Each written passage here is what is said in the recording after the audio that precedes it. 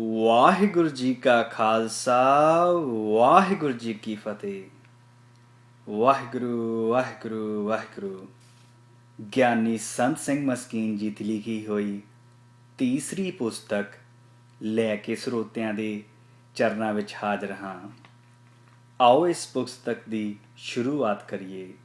ਸਭ ਤੋਂ ਪਹਿਲਾਂ ਭੂਮਿਕਾ ਅਤੇ ਮੁੱਖਬੰਦ ਵਿੱਚ ਗਿਆਨੀ ਚੇਤ ਸਿੰਘ ਜੀ ਅਤੇ ਗਿਆਨੀ ਕਿਰਪਾਲ ਸਿੰਘ ਜੀ ਲਿਖਦੇ ਹਨ। ਮਸਕੀਨ ਜੀ ਨੇ 2 ਪੁਸਤਕਾਂ ਲਿਖੀਆਂ ਹਨ। ਪਹਿਲੀ ਪੁਸਤਕ 1979 ਵਿੱਚ ਗੁਰੂ ਚਿੰਤਨ, ਦੂਜੀ ਪੁਸਤਕ ਗੁਰੂ ਜੋਤੀ ਸੰਨ 1982 ਵਿੱਚ ਅਤੇ ਤੀਜਾ ਨੇਤਰ ਸੰਤ ਮਸਕੀਨ ਜੀ ਦੀ ਤੀਸਰੀ ਪੁਸਤਕ ਹੈ। ਇਸ ਨਵੀਨ ਪੁਸਤਕ ਵਿੱਚ ਨਵੇਂ ਵਿਸ਼ਿਆਂ 'ਤੇ ਖੋਜ ਭਰਪੂਰ ਚਰਚਾ ਕੀਤੀ ਹੈ। ਇਹ ਵਿਸ਼ੇ ਹਨ ਸੰਤ, ਜਤੀ, 3 ਗੁਣ, ਸ਼ਕਤੀ, ਜਪ, ਸਮਾਧੀ, ਅਰਦਾਸ, ਚਰਨ ਰੱਜ, ਵਿਸਮਾਦ, ਭੈ ਸਾਗਰ, ਮਾਨੁਸ਼, ਨਿਰਵਾਣ ਪਦ, ਪ੍ਰਚਾਰਕ, ਉਦਾਸੀ, ਨਿੰਦਰਾ, ਜੀਵਨ, ਨਾਮ ਖੁਮਾਰੀ ਤੇ ਭੇਟਾ। ਇਨ੍ਹਾਂ ਉਪਰੋਕਤ 18 ਮਜਨੂਮਾਂ ਉੱਪਰ ਆਪ ਨੇ ਕਲਮ ਦੀ ਜ਼ੋਰ ਅਜ਼ਮਾਈ ਕੀਤੀ ਹੈ। ਮੈਂ ਅਰਦਾਸ ਕਰਦਾ ਹਾਂ ਕਿ ਇਹ ਪੁਸਤਕ ਦੇ ਪੜ੍ਹਨ, ਵਿਚਾਰਨ ਤੇ ਇਸ ਵਿੱਚ ਦਰਸਾਏ ਗਏ ਗੁਰਮਤਿ ਮਾਰਗ 'ਤੇ ਚੱਲ ਕੇ ਤੇ ਗੁਰਮਤਿ ਸਿਧਾਂਤਾਂ ਮੁਤਾਬਕ ਜ਼ਿੰਦਗੀ ਨੂੰ ਢਾਲ ਕੇ ਪਾਠਕ ਆਪਣੇ ਅੰਦਰਲੇ ਅਨੁਭਵ ਤੇ ਤੀਜੇ ਨੇਤਰ ਨੂੰ ਖੋਲ੍ਹਣ ਵਿੱਚ ਸਫਲ ਹੋ ਸਕਣਗੇ। ਅੰਤ ਵਿੱਚ ਮੈਂ ਵਿਦਵਾਨਾਂ, ਖੋਜੀਆਂ, ਜਗਿਆਸੂਆਂ, ਗੁਰਮਤਿ ਦੇ ਪਾਂਧੀਆਂ ਪਾਸ ਪੁਰਜੋਰ ਅਪੀਲ ਕਰਦਾ ਹਾਂ ਕਿ ਉਹ ਇਸ ਪੁਸਤਕ ਦੀ ਜੋ ਕਦਰ ਕਰਕੇ ਆਪ ਲਾਭ ਉਠਾਉਣ ਅਤੇ ਹੋਰਨਾਂ ਨੂੰ ਵੀ ਇਹ ਪੁਸਤਕ ਪੜ੍ਹਨ ਦੀ ਪ੍ਰੇਰਨਾ ਕਰਨ। ਵਾਹਿਗੁਰੂ ਜੀ ਕਾ ਖਾਲਸਾ ਵਾਹਿਗੁਰੂ ਜੀ ਕੀ ਫਤਿਹ। ਇਸ ਪੁਸਤਕ ਤੋਂ ਪਹਿਲਾਂ ਗਿਆਨੀ ਸੰਤ ਸਿੰਘ ਮਸਕੀਨ ਜੀ ਦੇ 2 ਸ਼ਬਦ। ਜਿਸ ਨਾਲ ਪ੍ਰਮਾਤਮਾ ਦਿਸਦਾ ਹੈ, ਪਦਾਰਥ ਦਾ ਗਹਿਰਾ ਤਲ ਦਿਖਾਈ ਦਿੰਦਾ ਹੈ, ਜੀਵਨ ਦਾ ਮੂਲ ਝਲਕ ਪੈਂਦਾ ਹੈ ਤੇ ਮਨੁੱਖ ਆਪਣਾ ਆਦ ਅੰਤ ਵੇਖ ਲੈਂਦਾ ਹੈ, ਉਹ ਤੀਜੀ ਅੱਖ ਹੈ। ਤੀਜੀ ਅੱਖ ਅਨੁਭਵ ਪ੍ਰਕਾਸ਼ ਹੈ ਤੇ ਪ੍ਰਮਾਤਮਾ ਦਾ ਦਰਸ਼ਨ ਇੱਕ ਗਹਿਰਾ ਅਨੁਭਵ ਹੈ। ਇਹਨਾਂ 2 ਅੱਖਾਂ ਨਾਲ ਸੰਸਾਰ ਦਿਖਾਈ ਦਿੰਦਾ ਹੈ। ਅਨੁਭਵ ਦੀ ਅੱਖ ਨਾਲ ਨਿਰੰਕਾਰ ਦਿਖਾਈ ਦਿੰਦਾ ਹੈ। ਇਹ 2 ਅੱਖਾਂ ਤਾਂ ਜਨਮ ਨਾਲ ਖੁੱਲ੍ਹ ਜਾਂਦੀਆਂ ਹਨ, ਪਰ ਤੀਜੀ ਅੱਖ ਤਾਂ ਗਹਿਰੀ ਸਾਧਨਾ ਨਾਲ ਖੁੱਲ੍ਹਦੀ ਹੈ। ਤੀਜਾ ਨੇਤਰ ਉਹ ਪਰਮ ਗਿਆਨ ਹੈ, ਪਰਮ ਪ੍ਰਕਾਸ਼ ਹੈ, ਜਿਸ ਨਾਲ ਆਪਣਾ ਮੂਲ, ਆਪਣਾ ਸਿਰਜਣਹਾਰ ਨਿਰੰਕਾਰ ਵੇਖ ਮਨੁੱਖ ਗਦ-ਗਦ ਹੋੜਦਾ ਹੈ। ਅਕਾਲ ਪੁਰਖ ਆਕਾਰ ਤੋਂ ਰਹਿਤ ਹੈ, ਉਸ ਨੂੰ ਵੇਖਣ ਲਈ ਆਕਾਰ ਰਹਿਤ ਅੱਖ ਚਾਹੀਦੀ ਹੈ। ਆਕਾਰ ਰਹਿਤ ਅੱਖ ਤਾਂ ਅਨੁਭਵ ਹੈ। ਗਿਆਨ ਸਾਧਨਾ, ਜਪ ਸਾਧਨਾ ਇਸ ਵਾਸਤੇ ਹੈ ਕਿ ਤੀਜੀ ਅੱਖ ਖੁੱਲ੍ਹ ਸਕੇ। ਅਕਸਰ ਤਾਂ ਐਸਾ ਹੁੰਦਾ ਹੈ ਕਿ ਇਹ 2 ਅੱਖਾਂ ਵੀ ਹਮੇਸ਼ਾ ਲਈ ਬੰਦ ਹੋ ਜਾਂਦੀਆਂ ਹਨ ਤੇ ਫਿਰ ਵੀ ਉਹ ਤੀਜੀ ਅੱਖ ਨਹੀਂ ਖੁੱਲ੍ਹਦੀ ਤੇ ਇਹ ਜੀਵਨ ਵਿਅਰਥ ਚਲਾ ਜਾਂਦਾ ਹੈ। ਗੁਰੂ ਚਿੰਤਨ ਤੇ ਗੁਰੂ ਜੋਤੀ ਨਾਮਕ 2 ਪੁਸਤਕਾਂ ਦੇ ਬਾਅਦ ਸਤਿਗੁਰੂ ਸੱਚੇ ਪਾਤਸ਼ਾਹ ਦੀ ਮਿਹਰ ਸਦਕਾ ਇਹ ਤੀਜੀ ਪੁਸਤਕ ਤੀਜਾ ਨੇਤਰ ਪਾਠਕਾਂ ਤੇ ਗੁਰਮਤਿ ਹਿਤੈਸ਼ੀਆਂ ਦੇ ਸਾਹਮਣੇ ਰੱਖੀ ਹੈ। ਸਤਿਗੁਰੂ ਜੀ ਕਿਰਪਾ ਕਰਨ ਕਿ ਤੀਜਾ ਨੇਤਰ ਨਾਂ ਦੀ ਇਹ ਪੁਸਤਕ ਤੀਜੀ ਅੱਖ ਖੋਲ੍ਹਣ ਵਿੱਚ ਸਹਾਇਕ ਹੋ ਸਕੇ। ਗਿਆਨੀ ਸੰਤ ਸਿੰਘ ਮਸਕੀਨ, ਸ਼ੀਸ਼ਗੜ੍ਹਾ, ਅਲਵਰ, ਰਾਜਸਥਾਨ। ਸੰਤ। ਰਾਜਨੀਤਿਕ ਦੁਨੀਆ ਵਿੱਚ ਵੱਖ-ਵੱਖ ਅਹੁਦੇ ਹਨ ਤੇ ਵਿਦਿਅਕ ਸੰਸਾਰ ਵਿੱਚ ਭਿੰਨ-ਭਿੰਨ ਉਪਾਧੀਆਂ ਹਨ। ਜਿਵੇਂ ਅਧਿਆਤਮਕ ਮੰਡਲ ਵਿੱਚ ਵੀ ਵੱਖ-ਵੱਖ ਦਰਜੇ ਹਨ। ਗੁਰਮੁਖ, ਗਿਆਨੀ, ਸਾਧੂ, ਭਗਤ, ਰਿਸ਼ੀ ਮੁਨੀ। ਤਿਵੇਂ ਸੰਤ ਇੱਕ ਐਸੀ ਅਵਸਥਾ ਹੈ ਜੋ ਅਧਿਆਤਮਕ ਜਗਤ ਦੀ ਸਿਖਰਤਾ ਹੈ। ਜੀਵਨ ਦਾ ਸਾਰ, ਪਰਮਾਤਮ ਰਸ, ਦੈਵੀ ਗੁਣਾਂ ਦੀ ਸਾਰੀ ਸੰਪਦਾ ਸੰਤ ਦੇ ਅੰਦਰ ਹੁੰਦੀ ਹੈ। ਸਾਡੇ ਦੇਸ਼ ਦਾ ਰਾਜਨੀਤੀ ਵਿੱਚ ਸਭ ਤੋਂ ਵੱਡਾ ਰੁਤਬਾ ਰਾਸ਼ਟਰਪਤੀ ਦਾ ਹੈ। ਧਾਰਮਿਕ ਦੁਨੀਆ ਵਿੱਚ ਸੰਤ ਸ੍ਰੇਸ਼ਟ ਹੈ। ਸੰਤ ਪੂਰਨ ਪਦ ਹੈ, ਪੂਰਨ ਆਨੰਦ ਤੇ ਪੂਰਨ ਪ੍ਰਕਾਸ਼ ਹੈ। ਬੂੰਦ ਸਾਗਰ ਵਿੱਚ ਲੀਨ ਹੋ ਸਾਗਰ ਹੋ ਗਈ ਪੂਰਨ ਪਰਮਾਤਮਾ ਵਿੱਚ ਲੀਨ ਹੋ ਪੁਰਖ ਪੂਰਨ ਹੋ ਜਾਂਦਾ ਹੈ ਤੇ ਪੂਰਨ ਪੁਰਖ ਨੂੰ ਹੀ ਸੰਤ ਕਹਿੰਦੇ ਹਨ। ਸੰਤ ਪਦ ਕਿਵੇਂ ਪ੍ਰਾਪਤ ਹੋਵੇ, ਸੰਤ ਕੌਣ ਹੈ, ਇਸ ਲੇਖ ਵਿੱਚ ਇਸੇ ਹੀ ਵਿਸ਼ੇ ਨੂੰ ਗੁਰਬਾਣੀ ਦੀ ਵਿਚਾਰ ਨਾਲ ਖੋਲ੍ਹਣ ਦੀ ਤੁੱਛ ਜਿਹੀ ਕੋਸ਼ਿਸ਼ ਕੀਤੀ ਹੈ। ਸੰਤ ਕਿਸੇ ਭੇਖ ਦਾ ਨਾਮ ਨਹੀਂ ਹੈ, ਬਲਕਿ ਜੀਵਨ ਦੀ ਇੱਕ ਕਲਾ ਹੈ। ਥੋੜ੍ਹੀ ਬਹੁਤ ਜੋ ਪ੍ਰਿਥਵੀ ਤੇ ਮਨੁੱਖੀ ਦੁਨੀਆ ਅੰਦਰ ਰਸ ਤੇ ਜੋ ਰੌਣਕ ਹੈ, ਇਹ ਸੰਤਾਂ ਕਰਕੇ ਹੈ। ਸੰਤ ਤੋਂ ਬਿਨਾਂ ਪ੍ਰਿਥਵੀ ਇੱਕ ਡਰਾਉਣਾ ਜੰਗਲ ਹੈ।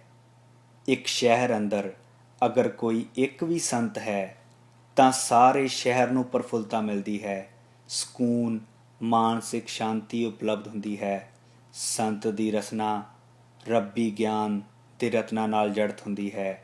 ਉਸ ਦੀ ਕਾਇਆ ਪਵਿੱਤਰਤਾ ਦਾ ਸੋਮਾ ਹੁੰਦੀ ਹੈ। ਉਸ ਦੀ ਕਾਇਆ ਵਿੱਚੋਂ ਨਿਕਲਦੇ ਸਵਾਸ ਬੈਰੂਨੀ ਹਵਾ ਨੂੰ ਪਵਿੱਤਰ ਕਰਦੇ ਹਨ।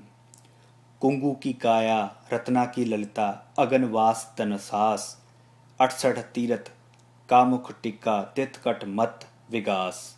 ਸ੍ਰੀ ਰਾਗ ਮਹੱਲਾ ਪਹਿਲਾ ਅੰਗ 17। ਸੰਤ ਕੋਈ ਸਾਧਨਾ ਨਹੀਂ ਕਰਦਾ, ਉਸ ਦੀ ਸਾਧਨਾ ਸਫਲ ਹੋ ਗਈ ਹੈ। ਹੁਣ ਤਾਂ ਉਹ ਸਤ ਵਿੱਚ ਜੀਵਦਾ ਹੈ। ਉਸ ਦੇ ਬਚਨਾਂ ਵਿੱਚ ਸੱਤਿਆ, ਦ੍ਰਿਸ਼ਟੀ ਵਿੱਚ ਅੰਮ੍ਰਿਤ, ਕਦਮਾਂ ਵਿੱਚ ਕ੍ਰਾਂਤੀ ਤੇ ਹੱਥਾਂ ਵਿੱਚ ਬਰਕਤ ਹੁੰਦੀ ਹੈ। ਉਹ ਦਾਤੇ ਹੁੰਦੇ ਹਨ। ਓਏ ਦਾਤੇ ਦੁੱਖ ਕਾਟਨਹਾਰ। ਗੌੜੀ ਸੁਖਮਨੀ ਮਹੱਲਾ ਪੰਜਵਾਂ ਅੰਗ 285। ਜੀਵਨਾ ਤਾਂ ਹੁੰਦਾ ਹੀ ਸੰਤਾਂ ਕੋਲ ਹੈ, ਬਾਕੀ ਤਾਂ ਅਧਿਆਤਮਕ ਜੀਵਨ ਵੱਲੋਂ ਮਰੇ ਹੋਏ ਹਨ। ਸਾਕਤ ਮਰੈ ਸੰਤ ਸਭ ਜੀਵੈ। ਗੌੜੀ ਕਬੀਰ ਜੀ ਅੰਗ 326। ਜੋ ਬਾਹਰੋਂ ਜਿਤਨੀ ਭੱਜ ਦੌੜ ਕਰਦਾ ਹੈ ਤੇ ਦੂਜਿਆਂ ਨੂੰ ਜਿੱਤਣ ਦੀ ਕੋਸ਼ਿਸ਼ ਕਰਦਾ ਹੈ, ਉਹ ਰਾਜਾ ਹੋ ਜਾਂਦਾ ਹੈ। ਉਸ ਦਾ ਹੁਕਮ ਧਰਤੀ 'ਤੇ ਚੱਲਦਾ ਹੈ, ਪਰ ਆਪਣੇ ਮਨ ਦੇ ਹੱਥੋਂ ਹਾਰਿਆ ਹੋਇਆ ਹੁੰਦਾ ਹੈ। ਸਾਰੀ ਦੁਨੀਆ ਨੂੰ ਜਿੱਤਣ ਵਾਲਾ ਆਖਿਰ ਆਪਣੇ ਮਨ ਦੇ ਹੱਥੋਂ ਹਾਰ ਜਾਂਦਾ ਹੈ। ਜੋ ਆਪਣੇ ਆਪ ਤੋਂ ਹਾਰਿਆ ਹੋਇਆ ਹੈ, ਉਸ ਦਾ ਹੁਕਮ ਆਪਣੇ ਮਨ 'ਤੇ ਨਹੀਂ ਚੱਲਦਾ। ਉਸ ਦੀ ਜਿੱਤ ਇੱਕ ਛਲਾਵਾ ਹੈ। ਜਗਤ ਜੇਤੂ ਤਾਂ ਉਹ ਹੈ ਜੋ ਆਪਣੇ ਮਨ 'ਤੇ ਜਿੱਤ ਪ੍ਰਾਪਤ ਕਰ ਲੈਂਦਾ ਹੈ। ਮਨ ਜੀਤੈ ਜਗ ਜੀਤ ਜਪ ਜੀ। ਧਾਰਮਿਕ ਮੰਦਰ, ਧਰਮ ਗ੍ਰੰਥ ਮਨ ਜਿੱਤਣ ਦੇ ਸਾਧਨ ਦੱਸਦੇ ਹਨ। ਜੋ ਆਪਣੇ ਮਨ 'ਤੇ ਜਿੱਤ ਪ੍ਰਾਪਤ ਕਰ ਲੈਂਦਾ ਹੈ, ਉਹ ਜਗਤ ਜਿੱਤਣ ਦੀ ਮੂੜ ਕਿਰਿਆ ਤੋਂ ਬਚ ਜਾਂਦਾ ਹੈ। ਅਤੇ ਜੋ ਆਪਣੇ ਮਨ ਦੇ ਹੱਥੋਂ ਹਾਰੇ ਹੋਏ ਹਨ, ਉਹ ਜਗਤ ਨੂੰ ਜਿੱਤਣ ਦੀ ਕੋਸ਼ਿਸ਼ ਕਰਦੇ ਹਨ। ਸੰਸਾਰ ਦੀ ਸਾਰੀ ਕਰੂਪਤਾ, ਜਬਰ, ਜ਼ੁਲਮ, ਦੁਰਾਚਾਰ ਇਨ੍ਹਾਂ ਹੀ ਮਨੁੱਖਾਂ ਕਰਕੇ ਹੈ ਜੋ ਆਪਣੇ ਮਨ ਦੇ ਹੱਥੋਂ ਹਾਰੇ ਹੋਏ ਹਨ। ਜਬਰ ਨਾਲ ਜਗਤ ਨੂੰ ਜਿੱਤਣ ਦੀ ਕੋਸ਼ਿਸ਼ ਕਰਦੇ ਹਨ ਅਤੇ ਇਹਨਾਂ ਦੇ ਜਬਰ ਨਾਲ ਕਈ ਘਰ ਉਜੜਦੇ ਹਨ। ਕਈਆਂ ਦੀ ਅਸਮਤ ਲੁੱਟੀ ਜਾਂਦੀ ਹੈ, ਕਈ ਯਤੀਮ ਹੋ ਜਾਂਦੇ ਹਨ। ਜਗਤ ਨੂੰ ਜਿੱਤਣ ਵਾਲਿਆਂ ਨੇ ਅੱਜ ਤੱਕ ਜਗਤ ਨੂੰ ਉਜਾੜਿਆ ਹੈ, ਬਰਬਾਦ ਕੀਤਾ ਹੈ। ਜੋ ਜਿਤਨਾ ਵੱਡਾ ਜੇਤੂ ਹੋਇਆ ਹੈ, ਉਸਨੇ ਉਤਨੀ ਧਰਤੀ ਵੀਰਾਨ ਕੀਤੀ ਹੈ। ਜਗਤ ਜਿੱਤਣ ਵਾਲੇ ਜਗਤ ਨੂੰ ਨਰਕ ਬਣਾ ਕੇ ਰੱਖ ਦਿੰਦੇ ਹਨ, ਪਰ ਜੋ ਆਪਣਾ ਮਨ ਜਿੱਤ ਲੈਂਦੇ ਹਨ, ਉਹ ਜਗਤ ਦਾ ਸਹਾਰਾ ਬਣਦੇ ਹਨ। ਉਹ ਜਗਤ ਦਾ ਜੀਵਨ ਹੁੰਦੇ ਹਨ। ਉਹਨਾਂ ਦਾ ਜੀਵਨ ਧਰਤੀ ਦਾ ਸਵਰਗ ਹੁੰਦਾ ਹੈ। ਜਗਤ ਵਿੱਚ ਥੋੜ੍ਹਾ ਬਹੁਤ ਸਕੂਨ ਹੈ ਤਾਂ ਇਹਨਾਂ ਸੰਤਾਂ ਕਰਕੇ ਹੀ ਹੈ। ਜਬਰ ਨਾਲ ਜਗਤ ਜਿੱਤਦਾ ਹੈ ਅਤੇ ਸਬਰ ਨਾਲ ਮਨ ਕਾਬੂ ਆਉਂਦਾ ਹੈ। ਅੱਠੇ ਪੈਰ ਸਬਰ ਸ਼ੁਕਰਾਨੇ ਵਿੱਚ ਜੀਵਨਾ, ਕੋਈ ਗਿਲਾ ਨਹੀਂ, ਕੋਈ ਸ਼ਿਕਾਇਤ ਨਹੀਂ। ਹਰ ਸਮੇਂ ਪ੍ਰਸੰਨ ਚਿੰਨ ਰਹਿਣਾ ਹੀ ਸੰਤ ਦਾ ਸੁਭਾਅ ਹੈ। ਸਬਰ ਅੰਦਰ ਸਾਬਰੀ ਤਨ ਏਕੈ ਜਾਲੇਨ, ਹੋਨ ਨਜ਼ੀਕ ਖੁਦਾਏ ਦੈ ਭੇਤ ਨਾ ਕਿਸੈ ਦੇਨ। ਸ਼ਲੋਕ ਫਰੀਦ ਜੀ ਅੰਗ 1384। ਸਬਰ ਅੰਦਰ ਰਹਿਣਾ ਤੇ ਆਪਣੀ ਹੋਂਦ ਦਾ ਭੇਦ ਢੰਡੋਰਾ ਨਾ ਦੇਣਾ, ਹਰ ਜੀਵ ਲਈ ਖੈਰ ਮੰਗਣਾ, ਇਹ ਸੰਤ ਦਾ ਜੀਵਨ ਹੈ। ਹੰਕਾਰੀ ਸੰਸਾਰੀ ਹੁੰਦਾ ਹੈ। ਭੇਖਤਾਰੀ ਸੰਤ ਜਿਵੇਂ ਆਪਣੀ ਹੋਂਦ ਦਾ ਪ੍ਰਗਟਾਵਾ ਕਰਦੇ ਹਨ ਅਤੇ ਲੋਕਾਂ ਨੂੰ ਗੁੰਮਰਾਹ ਕਰਦੇ ਹਨ, ਇਹ ਅਸਲ ਵਿੱਚ ਸੰਸਾਰੀ ਹਨ, ਸੰਤ ਨਹੀਂ ਹਨ। ਸੰਤ ਦਾ ਚਿੰਤਨ, ਸਤ ਦਾ ਹੀ ਅਧਿਐਨ, ਸਤ ਦੀ ਹੀ ਲੋਚਾ ਕਰਕੇ ਸਤ ਸਰੂਪ ਹੋ ਜਾਣਾ ਹੀ ਸੰਤ ਦਾ ਜੀਵਨ ਹੈ। ਜਿਨ੍ਹਾਂ ਸਾਸ ਗਿਰਾਸ ਨਾ ਵਿਸਰੈ, ਹਰਨਾਮਾ ਮਨ ਮੰਤ ਧਨ ਸਿਸੇਈ ਨਾਨਕਾ ਪੂਰਨ ਸੋਈ ਸੰਤ। ਸ਼ਲੋਕ ਮਹਲਾ ਪੰਜਵਾਂ, ਅੰਗ 319। ਇਸ ਤਰ੍ਹਾਂ ਤੇ ਪੂਰਨ ਸੰਤ ਜੋ ਸੁਭਾਵਕ ਆਪਣੀ ਲੋੜ ਅਨੁਸਾਰ ਜੋ ਬਾਣਾ ਪਹਿਨ ਲੈਂਦੇ ਹਨ, ਉਹੀ ਬਾਣਾ ਭੇਖਤਾਰੀ ਸੰਤਾਂ ਦਾ ਬਾਣਾ ਬਣ ਜਾਂਦਾ ਹੈ। ਇਸ ਦੇਸ਼ ਵਿੱਚ ਕੋਈ 50 ਲੱਖ ਤੋਂ ਵੀ ਵੱਧ ਸੰਤ ਹਨ ਤੇ ਉਹਨਾਂ ਦੀ ਪਹਿਚਾਣ ਉਹਨਾਂ ਦੇ ਧਾਰਨ ਕੀਤੇ ਭੇਖ ਕਰਕੇ ਹੈ। ਕੋਈ ਭਗਵਾਂ, ਕੋਈ ਨੀਲਤਾਰੀ, ਕੋਈ ਚਿੱਟੇ ਕੱਪੜੇ ਤੇ ਕੋਈ ਸਿਰਫ ਲੰਗੋਟੀ ਜਾਂ ਨਗਨ ਦਿਗੰਬਰੀ ਹੈ। ਸੰਤ ਭੇਖ ਨਹੀਂ ਹੈ।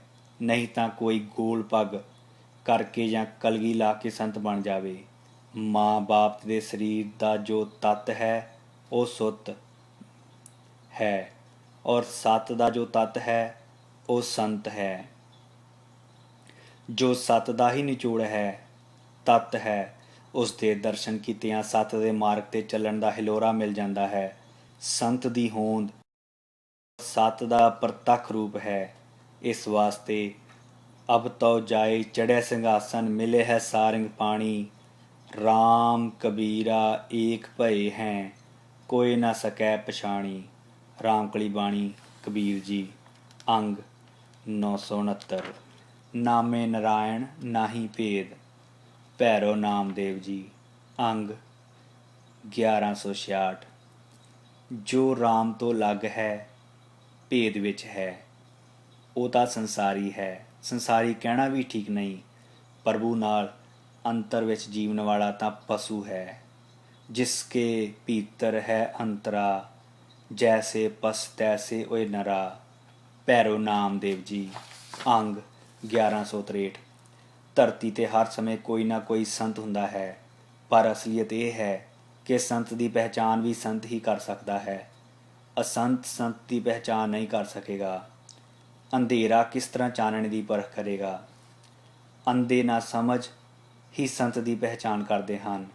ਇਸ ਵਾਸਤੇ ਬਹੁਤੇ ਸੰਤ ਜਗਤ ਵਿੱਚ ਸੰਤ ਕਰਕੇ ਪੂਜੇ ਜਾਂਦੇ ਹਨ। ਅੰਧ ਵਿਸ਼ਵਾਸ ਦੇ ਆਸਰੇ ਜੋ ਸੰਤ ਪੂਜੇ ਜਾਂਦੇ ਹਨ, ਉਹਨਾਂ ਦੀ ਜ਼ਿੰਦਗੀ ਤਾਂ ਆਮ ਸੰਸਾਰੀਆਂ ਤੋਂ ਵੀ ਥੱਲੇ ਹੈ। ਸੰਤ ਹੋਏ ਬਿਨਾਂ ਸੰਤ ਪਦ ਨੂੰ ਅਨੁਭਵ ਕਰਨਾ ਬੜਾ ਕਠਿਨ ਹੈ। ਅੰਧ ਵਿਸ਼ਵਾਸੀ ਤਾਂ ਕਿਸੇ ਭੇਖ ਨੂੰ ਸੰਤ ਆਖੇਗਾ। ਉੱਥੇ ਕੋਈ ਦੈਵੀ ਗੁਣ ਸੰਤ ਨਹੀਂ ਹੈ, ਭੇਖ ਸੰਤ ਹੈ। ਕਿਸੇ ਨੇ ਘਰ-ਬਾਰ ਛੱਡ ਦਿੱਤਾ ਹੈ ਜਾਂ ਘਰ-ਬਾਰੀ ਬਣਿਆ ਹੀ ਨਹੀਂ, ਆਮ ਮਨੁੱਖ ਉਸ ਨੂੰ ਸੰਤ ਆਖੇਗਾ।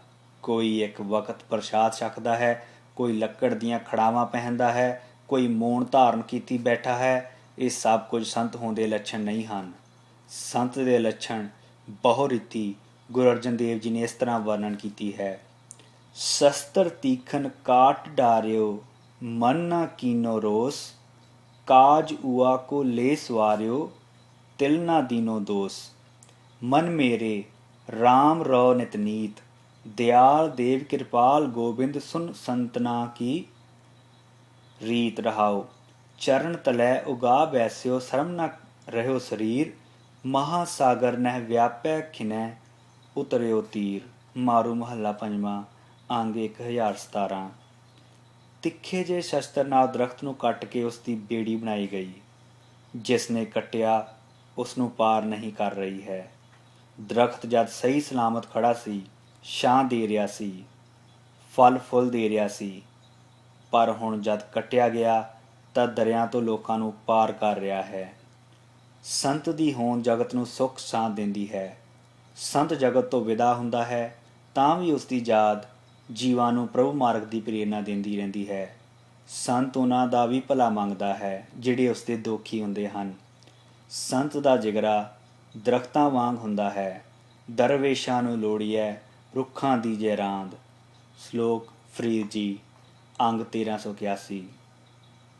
ਸ਼ੇਖ ਸ਼ਰਫ ਦੇ ਪੁੱਤਰ ਨੇ ਜਦ ਗੁਰੂ ਨਾਨਕ ਦੇਵ ਜੀ 'ਤੇ ਇਹ ਪ੍ਰਸ਼ਨ ਕੀਤਾ ਸੀ ਕਿ ਫਕੀਰੀ ਕਿਸ ਨੂੰ ਕਹਿੰਦੇ ਹਨ, ਫਕੀਰੀ ਚੀਜ਼, ਤਾਂ ਸਤਿਗੁਰੂ ਜੀ ਨੇ ਇਹ ਉੱਤਰ ਦਿੱਤਾ ਸੀ, ਇਬਤਿਦਾਏ ਫਕੀਰੀ ਫਨਾ ਅਸਤ, ਇੰਤਹਾਏ ਫਕੀਰੀ ਬਕਾਸਤ। ਕਿਸੇ ਉੱਚੇ ਆਦਰਸ਼ ਲਈ ਆਪਣੇ ਆਪ ਨੂੰ ਕੁਰਬਾਨ ਕਰ ਦੇਣਾ ਤੇ ਹਮੇਸ਼ਾ ਲਈ ਅਮਰ ਤੱਤ ਵਿੱਚ ਲੀਨ ਹੋ ਜਾਣਾ, ਇਹ ਫਕੀਰੀ ਹੈ। ਸੰਸਾਰ ਵਿੱਚ ਥੋੜ੍ਹੀ ਬਹੁਤ ਜੋ ਸ਼ਾਂਤੀ ਤੇ ਅਮਨ ਹੈ, ਉਹ ਇਹੋ ਜਿਹੇ ਸੰਤਾਂ ਕਰਕੇ ਹੈ। ਅਗਰ ਐਸੇ ਸੰਤ ਨਾ ਹੋਣ ਚੱਲਦਾ।